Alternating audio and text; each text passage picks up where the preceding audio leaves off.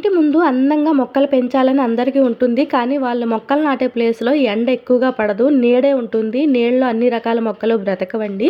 నాకు ఇదే ప్రాబ్లమ్ అయింది. నేను మొక్కలు నాటే ప్లేస్‌లో నీడ ఎక్కువగా ఉంటుంది. ఎండ అస్సలుగా పడదు. సో, నేను చాలా రకాల మొక్కలు తెచ్చి నాటాను. మొక్కలన్నీ చనిపోయాయి.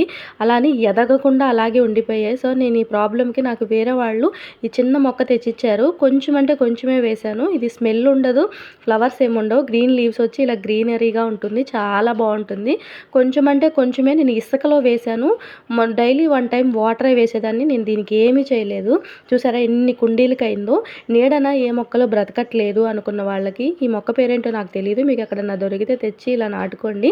గ్రీనరీగా చాలా బావుంటుంది. కుండీల్లో పైన వేలాడదీయటానికి, ఇలా కుండీల్లో పెట్టి షోగా వదిలేయటానికి చాలా బావుంటుంది. మీకు నచ్చితే ఇది యూజ్ చేసుకుంటారని, ఈ ప్రాబ్లమ్‌కి ఒక సొల్యూషన్‌గా ఉంటుందని నేను ఈ వీడియో తీశాను. నచ్చితే లైక్ చేయండి, షేర్ చేయండి, సబ్స్క్రైబ్ చేసుకోండి ఫ్రెండ్స్.